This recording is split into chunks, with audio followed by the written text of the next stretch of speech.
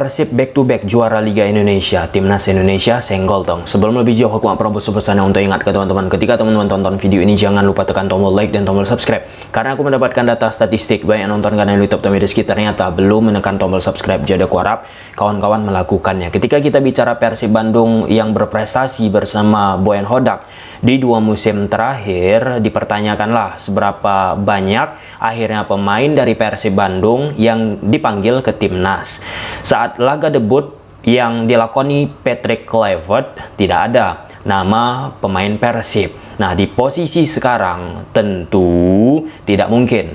Nah, hitung-hitungan di atas kertas ya kawan-kawan, tidak mungkin Patrick Kluivert tidak mengetahui Persib Bandung menjadi juara Liga Indonesia.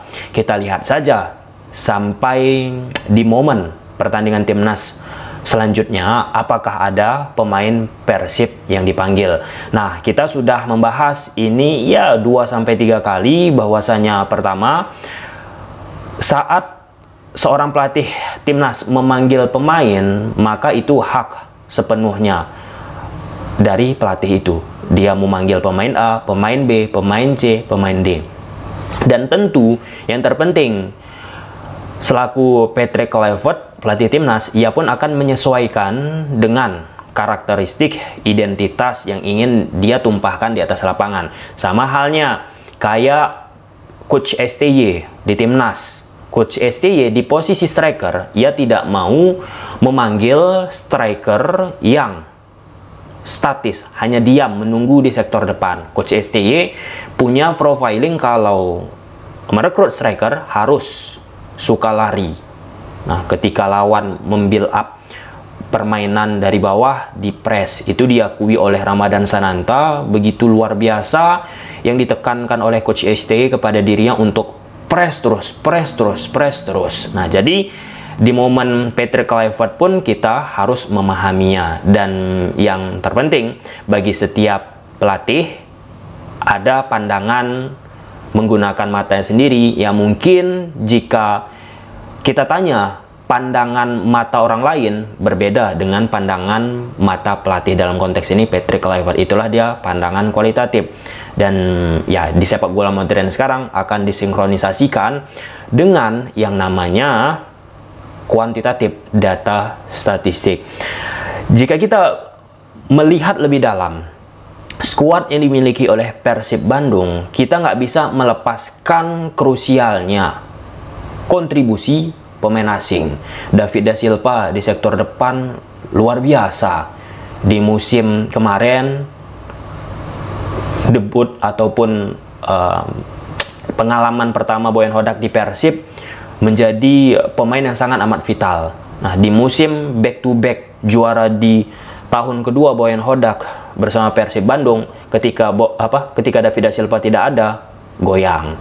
Nah, lalu ketika David Da Silva di beberapa pertandingan bermain, langsung David Da Silva bisa memberikan kontribusi yang luar biasa, bukan hanya di level domestik tetapi juga di level Asia. Nah, ketika David Da Silva cedera, disitulah diotak-atik kan oleh Coach Boyan Hodak, dimasukkan kadang Castanir, tidak oke. Akhir-akhir ini dimainkan Rian Kurnia sebagai false nine. Dan jika kita bicara hitung-hitungan kualitatif, tentu itu tidak ideal. Tetapi Coach Boyan Hodak mencoba memaksimalkan pemain yang ada. Itu kata kuncinya, memaksimalkan pemain yang ada. Nah, lalu Ciro Alves, ini pemain asing yang luar biasa kontribusinya, skill individualnya dan karakter permainan yang dimiliki oleh Ciro Alves itu sesuai dengan identitas yang dimiliki oleh Boyan Hodak. Nah, lalu yang ketiga, Tyrone Delfino. Ini lagi luar biasa di level Asia. Persib Bandung, Tyrone inilah salah satu pemain yang istimewa. Selain David Da Silva ya, bisa menghidupkan, bisa memberikan dinamika yang unik lah di atas lapangan. Sudah kita sebut 3. Lalu di sektor belakang ada Franka. Ini pun berkontribusi besar. Di akhir-akhir ini banyak Franka menciptakan yang namanya gol. Nah, di awal Persib merekrut Franka, ini pun kan memunculkan yang namanya ya judgement ya ini tidak lebih baik nih daripada Alberto Rodriguez. Ternyata itulah dari satu pertandingan ke pertandingan dibuktikan oleh Gustavo Franca. Lalu di belakang ada Nick Weavers, mereka saling bersinkronisasi kan untuk memperkuat pertahanan dari Persib Bandung. Dan ya yang keenam ada Kocican. Tentu Kocican ya harus bisa improve dirinya lagi. Ya jika kita bicara posisi apa yang sudah dia tampilkan untuk Persib Bandung standar lah ya. Nah memang ada di beberapa pertandingan istimewa. Nah di titik itu Kocican tidak bisa menunjukkan ataupun belum menunjukkan yang namanya kekonsistenannya.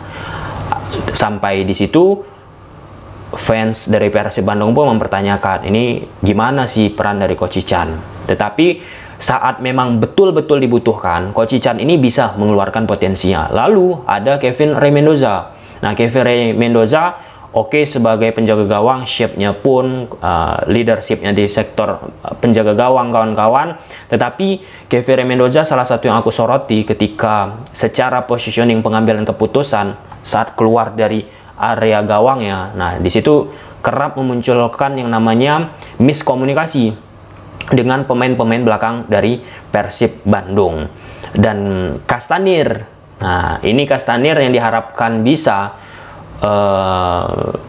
menggantikan lah ya peran daripada David da Silva akibat cedera kawan-kawan, ataupun bisa menciptakan dinamika baru lah terkait yang namanya pemain asing di sektor depan, menggantikan Mailson. Ya Mailson ya naik turun juga di satu momen, kadang permainannya gacor, tetapi di pertandingan selanjutnya hilang. Tapi bagi Castanir menurut aku masih perlu dia waktu ini untuk terus diberi kesempatan. Sama seperti halnya Franca kan, di awal-awal pun goyang, tetapi ia bisa membuktikan. Nah untuk Castanir ada potensi aku lihat, tetapi ya namanya juga Persib Bandung, tim besar. Disitulah dibutuhkan yang namanya pemain selalu on point di setiap pertandingan. Nah, bayangkan itu, kita membahas pemain asing yang dimiliki oleh Persib Bandung, mayoritas memberikan kontribusi setidaknya 6-7 lah. Nah, ketika 6-7 pemain asing ini terus konsisten bermain di Persib Bandung, maka hitung-hitungannya pemain lokal pun ya semakin sedikit. Misal di sektor tengah ada Kocican didampingi Klok. Klok kan nggak dipanggil lagi ke timnas ataupun belum masuk lagi radar. Kocican tentu nggak bisa dipanggil, nggak mungkin dipantau oleh Patrick Kluivert. Deddy Kusnandar cedera, dan posisi Deddy Kusnandar pun sudah sangat matang lah usia. Hitung-hitungan menurut banyak pihak ya perlu dipertimbangkan kalaupun dipanggil ke timnas. Di sektor pemain lokal lain, misalnya di sektor kanan bagi Persib Bandung, Febri Haryadi cedera. Awalnya main tapi cedera, tentu pelatih kepala pun lost lah dari timnas kawan-kawan untuk bisa mengamati. Kemudian di sektor tersebut kadang dimainkan Rian Kurnia, atau di switch position Ciro Alves masuk ke situ kawan-kawan. Nah semakin tipis lah itu bagi seorang pelatih kepala pun untuk bisa memantau pemain Persib. Akhirnya diletakkanlah Beckham. Nah Beckham Putra salah satu pemain lokal dari Persib yang menonjol menurut aku. Yang tinggal Beckham Putra Nugraha harus meningkatkan masa ototnya. Aku sempat bertanya kepada Shohei Matsunaga, legenda Persib Bandung. Belum lama ini aku diskusi kawan-kawan. Aku bertanya juga perihal apa makna pertemuan Keisuke Honda dengan petinggi Persib Bandung. Itulah nanti kita ulas ataupun aku tampilkan wawancaranya di beberapa waktu ke depan kawan-kawan. Di situ Matsunaga juga bilang bagaimana Beckham ini harus meningkatkan yang namanya masa ototnya, fisiknya kawan-kawan. Nah, ini bukan kali pertama saat kita bicara Beckham Putra Nugraha disoroti fisiknya. Aku pun sepakat harus ditingkatkan. Nah, di sektor depan Dimas Derajat cedera. Kemudian akhirnya diganti-ganti ya ke situ-situ aja, Rian Kurnia atau Castanir. Nah, untuk posisi fullback sebelah kiri Edo Febriansah. Nah, Edo Febriansah jika kita iriskan dengan pemain-pemain timnas yang kebiasaan dipanggil oleh Coach STY ataupun sekarang ini Patrick Kluivert, udah tebal itu kedalamannya. Nah, jadi persaingan itu luar biasa. Nah, saat Edo pun menampilkan permainan oke di sektor fullback sebelah kiri kawan-kawan, karena ada pemain yang lebih tinggi level daripada Edo, maka ketutuplah. Pendukung kita lebih prefer dengan pemain yang bermain di Eropa untuk menempati posisi sebelah kiri. Nah, untuk posisi sebelah kanan dari Persib Bandung, inilah salah satu titik lemah juga bagi Persib Bandung kawan-kawan. Saat dicobain Hand di awal-awal ya underperform, kemudian Kakang di beberapa waktu terakhir ini cukup oke lah ya. Nah, jadi itu tadi yang sudah kita katakan.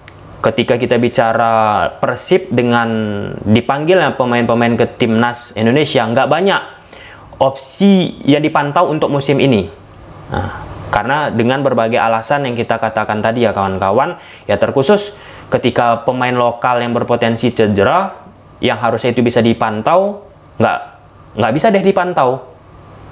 Oke, di posisi penjaga gawang, ada kiper lokal Teja, tentu yang dipilih yaitu Kevin Remendoza. Kembali ini dengan yang sudah kita ulas di 2-3 video terakhir kawan-kawan, peremajaan yang dilakukan oleh manajemen Persib Bandung menurunkan usia rata-rata skuad Persib dari 31 ke 28-29. Artinya di situ ada pergantian beberapa pemain. Nah, dengan datang pemain baru, semoga ada elemen baru juga yang bisa dipantau. Dan terlebih saat kita bicara pemain-pemain lokal Persib yang sudah pulih seperti Febri, seperti nanti ada Deddy Kusnandar, siapapun lah itu kawan-kawan, memang bisa langsung menunjukkan yang namanya performa yang oke, agar pendukung kita langsung mention ini layak ini. Itu akan alamiah dipantau ataupun dipanggil kawan-kawan.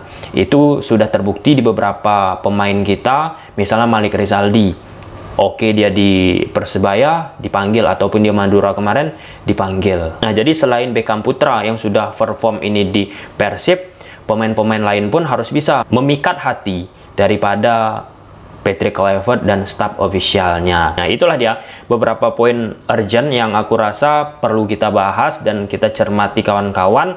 Dan kesuksesan dari Persib Bandung ataupun klub-klub di Liga Indonesia yang ketika mereka berhasil juara kawan-kawan, selalu itu ditopang oleh pemain asing yang memang perform. Bukan hanya satu pemain, bukan hanya dua pemain.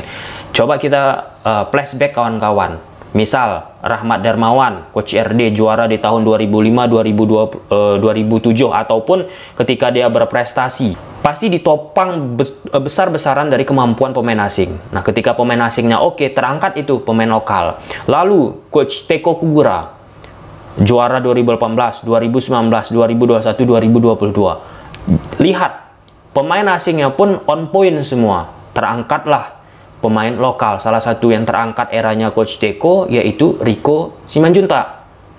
Ketika Rico Simanjuntak bermain di Persija Masih, lalu diisi oleh beberapa pemain asing yang tidak on point ataupun naik turun, maka Rico Simanjuntak pun atau pemain-pemain lokal nggak begitu terangkat. Pun termasuk Jackson Eptiago 2004, 2008, 2009, 2010, 2011, 2013 menjadi juara. Wah, bayangkan skuad yang diisi oleh Persipura Jayapura itu gila-gila pemain asingnya. Dan sekali lagi, aku pikir nggak mungkin Patrick Kluivert tidak mengetahui Persib Bandung juara. Jika Persib sudah juara, normalnya bagi seorang pelatih kepala pasti akan melihat juga, mengintip, menyoroti lebih dalam pemain-pemain lokal yang berpotensi yang bisa dipanggil ke timnas, siapa-siapa aja. Sampai sini aja. Gimana menurut kawan-kawan? Silahkan tulis di kolom komentar. Bye.